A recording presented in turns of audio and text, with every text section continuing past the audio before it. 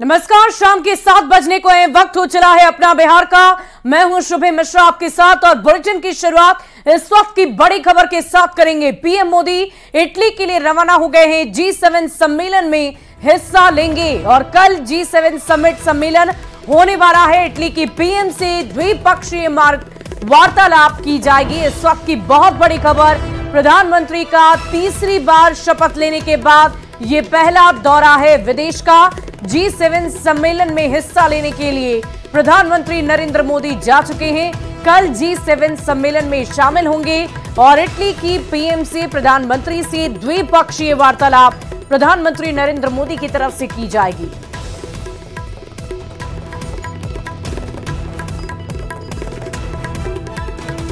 तो PM Modi Italy के लिए रवाना हो गए हैं। इस वक्त की बहुत बड़ी खबर आपको बता रहे हैं और देखिए, G7 सम्मेलन में पीएम हिस्सा लेंगे। जॉर्जिया मेलोनी से उनकी द्विपक्षीय वार्तालाप होगी। और इधर नीट परीक्षा मामले पर सुप्रीम कोर्ट ने बहुत बड़ा फैसला सुना दिया है। सुप्रीम कोर्ट ने ग्रेस मार्क्स को रद्द कर दिया है। वहीं एनटीए ने सुप्रीम कोर्ट में आज बहुत बड़ी जानकारी दी है कि नीट में ग्रेस मार्क्स पाने वाले 1563 छात्रों के पास अब दोबारा परीक्षा का ऑप्शन होगा। 23 जून को परीक्षा करवाई जाएगी और 30 जून से पहले रिजल्ट घोषित कर दिया जाएगा।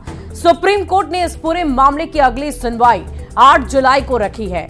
हालांकि सुप्रीम कोर्ट के फैसले से छात्र संतुष्ट नजर नहीं आ रहे। छात्र री एग्जामिनेशन की मांग लगातार कर रहे हैं।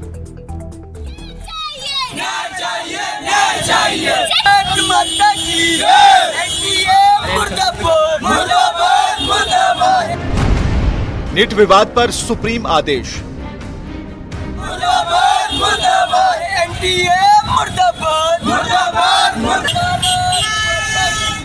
नीट पर भारी बवाल के बाद हो रही सुनवाई के दौरान सुप्रीम कोर्ट ने बड़ा फैसला सुनाया है।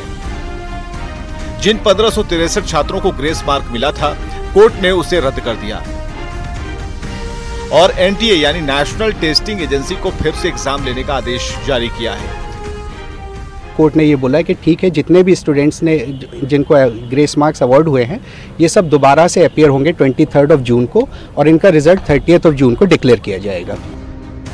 नीट एग्जाम में हर साल लाखों की संख्या में मेडिकल की तैयारी करने वाले स्टूडेंट एग्जाम देते हैं। ऐसे में कुछ छात्रों की वजह से सारे छात्रों का रिजल्ट प्रभावित न हो और काउंसलिंग के वक्त अव्यवस्था न हो, इसका भी पूरा ध्यान रखा गया है। कोर्ट के आदेश के मुताबिक जिन छात्रों के ग्रेस मार्क को रद्द किया गया है, उनके पास अब 2 विकल्प हैं। दोबारा एग्जाम में शामिल हो सकते हैं या फिर ग्रेस मार्क्स छोड़कर काउंसलिंग देना होगा।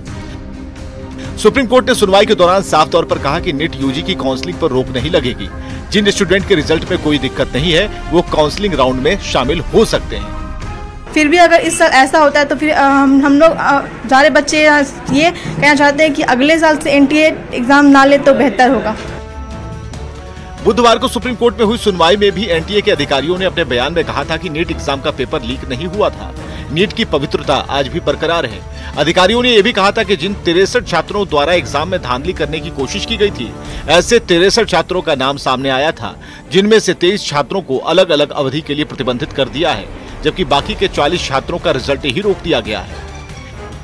हम इसको एग्जामिन कर रहे हैं और इसको हमारी कमेटी एग्जामिन करेगी और उसके ऊपर जो रिकमेंडेशंस आएंगी उसके ऊपर फिर हम निर्णय लेंगे। नीट की विश्वसनीयता और एनटीए पर जो सवाल उठ रहे हैं, फिलहाल उस पर सुप्रीम कोर्ट ने जो आदेश दिया है, उसके बाद छात्रों में संतोष का माहौल है। Bureau report, news 18। और नीट विवाद पर केंद्रीय शिक्षा मंत्री धर्मेंद्र प्रधान ने कहा कि सुप्रीम कोर्ट के ऑर्डर का स्वागत करता हूं। उन्होंने इस मामले को गंभीरता पूर्वक लेते हुए कहा कि नीट परीक्षा के मामले में दोषियों को कड़ी सजा दी जाएगी। उन्होंने कहा कि दोषियों पर पारदर्शिता के साथ सख्त कार्रवाई होगी। धर्मेंद्र प्रधान ने यह भी कहा कि नीट परीक्षा में कोई भ्रष्टाचार नहीं हुआ है। नीट परीक्षा में गड़बड़ी को लेकर पूर्णिया के सांसद पप्पू यादव ने जांच की मांग की है। पप्पू यादव ने सुप्रीम कोर्ट के न्यायाधीश से या जेपीसी से जांच करने की मांग की है। स्पेसिफिक घटना जो आए हैं उसको सरकार गंभीरता से लिया है।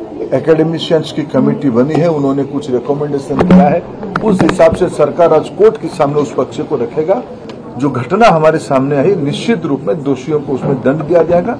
लेकिन मैं विद्यार्थियों को मुख्यतः और अभिभावकों को आश्वस्त करना चाहूंगा, भारत सरकार और उसकी इंस्ट्रूमेंट एनटीए कमिटेड है बच्चों को ट्रांसपेरेंट तरीका से अपनी संतुष्टि से न्याय देने के लिए। 20 बच्चे और बच्चियां आत्महत्या कर लिए कोटा में। 3 बच्ची तिरमला बिल्डिंग से छलांग लगा करके मर गई, जिसका वीडियो वायरल है।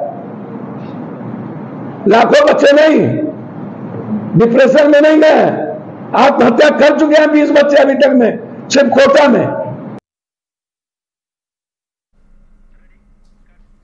और तेजस्वी यादव ने बिहार में बढ़ते अपराध पर सवाल खड़े कर दिए हैं। तेजस्वी ने सोशल मीडिया एक्स पर पोस्ट कर लिखा, आपराधिक घटनाओं का जिक्र करते हुए डबल इंजन सरकार पर ही सवाल खड़े कर दिए।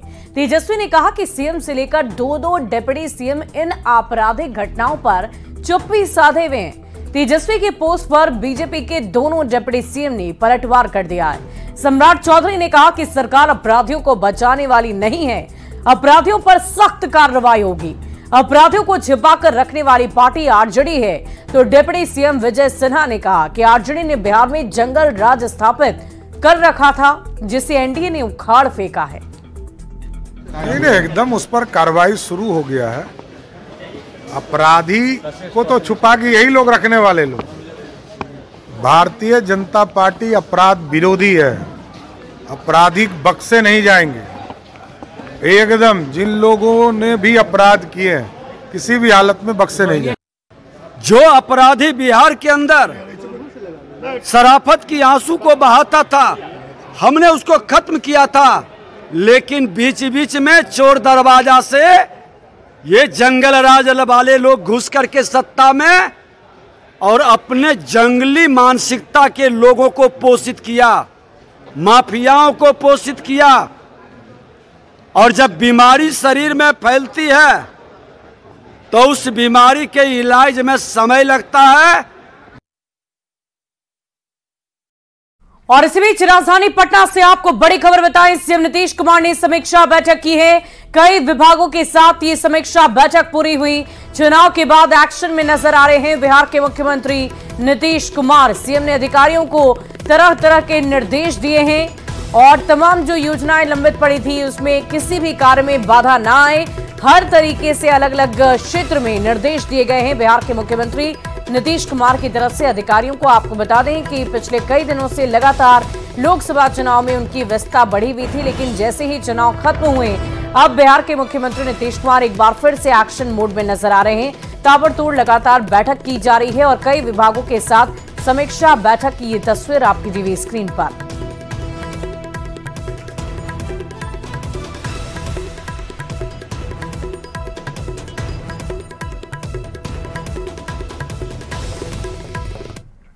और इसी बीच राजधानी पटना से बड़ी खबर आपको बताएं, 14 जून को नीतीश कैबिनेट की बैठक, सीएम नीतीश कुमार उसकी अध्यक्षता करेंगे। नतीजों के बाद पहली कैबिनेट बैठक है ये और कई महत्वपूर्ण एजेंडों पर इसमें मुहर लग सकती है।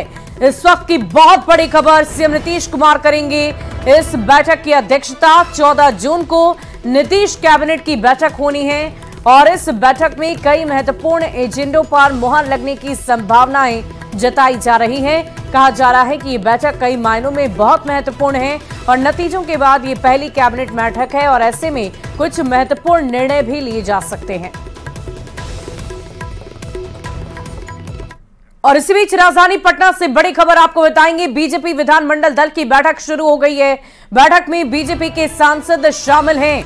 बैठक में सभी एमएलए और एमएलसी शामिल हैं। लोकसभा चुनाव परिणाम के बाद ये बैठक कई मायनों में बहुत अहम है और लोकसभा चुनाव परिणाम की समीक्षा इस बैठक के दौरान की गई। विधानसभा चुनाव को लेकर भी आगे की रणनीति तैयार की जा रही है, मंथन किया जा रहा है। सम्राट चौधरी की अध्यक्षता में ये बैठक पूरी की गई है।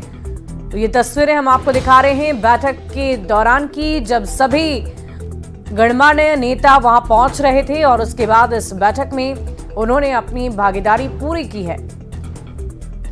लोकसभा चुनाव परिणाम आने के बाद आज बीजेपी की महत्वपूर्ण बैठक पार्टी के प्रदेश कार्यालय में आयोजित हो रही है। तस्वीरों में देखिए, ये इसमें जो ये बैठक चल रही है इसमें तमाम विधायक, विधान पार्षद और सांसद भी शरीक हो रहे हैं और इसमें लोकसभा चुनाव परिणाम की समीक्षा की जाएगी और आने वाले विधानसभा चुनाव को लेकर भी टिप्स दिए जाएंगे विधायकों को, विधान पार्षदों को कि कैसे बिहार सरकार और केंद्र सरकार के जो कामकाज है उनकी उपलब्धियों को जनता के बीच ले जाना है। साथ ही बिहार सरकार द्वारा जो कई काम किए जाने हैं उसको लेकर भी कई महत्वपूर्ण टास्क दिए जाएंगे मंत्रियों को और 2025 के विधानसभा चुनाव के पहले उन्हें इस टास्क को हर हाल में पूरा करना होगा। तस्वीरों में देखिए सम्राट चौधरी, संजय जायसवाल के अलावा और तमाम जो नेता हैं वो मौजूद हैं यहाँ पर और तमाम विधायक और विधान पार्षद हैं वो भी यहाँ पर है। देखना होगा बैठक के बाद क्या कुछ महत्वपूर्ण बात निकलकर सामने आती है, लेकिन निश्चित तौर पर यह बैठक कई मायनों में महत्वपूर्ण मानी जा रही है। कैमरा पर्सन सुबोध के साथ संजय कुमार, न्यूज 18 पटना। वहीं एलजेपीआर के अध्यक्ष और हाजीपुर से सांसद चिराग पासवान ने पार्टी को और मजबूत करने की कवायद शुरू कर दी है। दिल्ली में एलजेपीआर की बहुत ही महत्वपूर्ण बैठक हुई और इस मौके पर बिना नाम लिए चिराग ने इशारा कर दिया कि अब चाचा के लिए पार्टी में कोई जगह नहीं है। चिराग पासवान ने कहा कि दुनिया की कोई ताकत आरक्षण को खत्म नहीं कर सकती। महिला और युवा का हमारा जोड़ है MY समीकरण।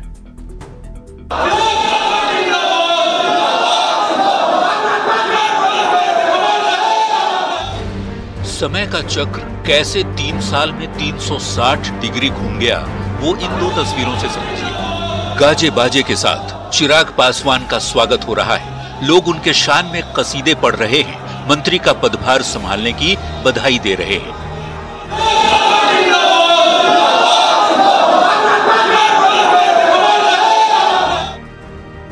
लेकिन 3 साल पहले आज ही के दिन हालात बिल्कुल उलट थे।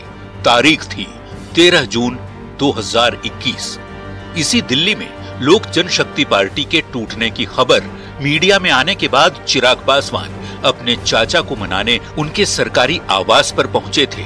चिराग आधे घंटे तक गेट के बाहर इंतजार करते रहे, लेकिन चाचा पशुपति पारस के घर का दरवाजा नहीं खुला और जब आधे घंटे बाद घर में एंट्री मिली भी तो चाचा पशुपति पारस घर पर नहीं मिले। उस दिन पार्टी टूटी थी, बल्कि परिवार भी टूटा था। वो दिन हम सबके लिए एक कठिन दिन था। अब 3 साल बाद हालात बदल गए हैं। तब पार्टी टूटने के बाद चिराग अपनी पार्टी के अकेले सांसद बच गए थे, लेकिन आज चिराग ने न सिर्फ अपनी पार्टी को 1 से 5 सांसद वाली पार्टी बना दिया, बल्कि वही मंत्रालय हासिल कर लिया जो पार्टी तोड़ने के बाद उनके चाचा को मिली थी। कोई और नहीं, एक शेर का बेटा चिराग पासवान चिराग के मंत्री बनने के बाद पशुपति पारस ने सोशल मीडिया साइट X पर चिराग को बड़ा बेटा बताते हुए पोस्ट लिखा।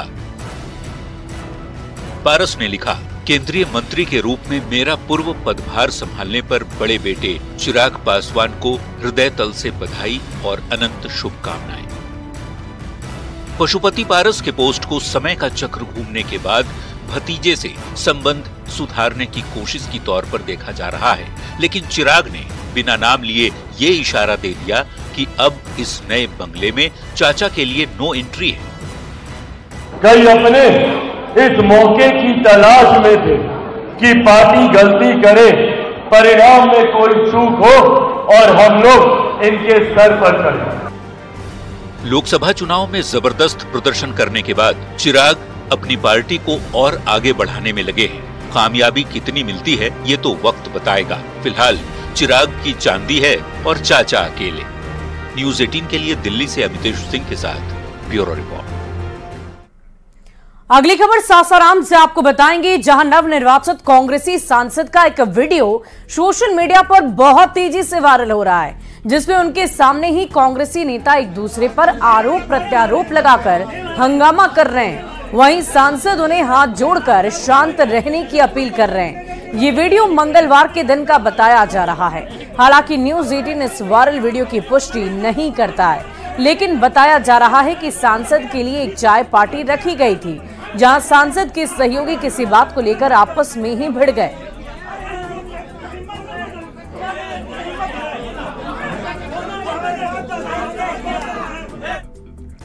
अगली खबर भागलपुर से आपको बताएं, जहां नौगछिया पहुंचे प्रशांत किशोर का समर्थकों ने जोरदार स्वागत किया है। प्रशांत किशोर ने लालू और नीतीश पर तंज कसते हुए कहा कि स्कूल में खिचड़ी बंट रही है और कॉलेज में डिग्री पढ़ाई दोनों जगह नहीं हो रही। साथ ही कहा कि लोग देश को विश्व गुरु बनाने की बात सिर्फ बड़ी बड़ी करते हैं। किसानों की बदहाली को लेकर प्रशांत किशोर ने कहा कि दूसरे राज्य के लोग खेती करके राजा हो गए, लेकिन बिहार के 100 में से 60 लोगों के पास जमीन तक नहीं है, जिससे किसान बेहद परेशान हैं। लालू नीतीश के राज में स्कूल से खिचड़ी बंट रहा है और कॉलेज से डिग्री बंट रही है, पढ़ाई दोनों में कहीं नहीं हो रहा है। जब आपका बच्चा पढ़ेगा ही नहीं, जब आपका बच्चा पढ़ेगा ही नहीं, तो चाहे लालू बन जाए कि मोदी बन जाए, चाहे तेजस्वी बन जाए कि नीतीश बन जाए, आपके अनपढ़ बच्चे को कोई कलेक्टर नहीं बना सकता। इस बात को पहले आप समझिए।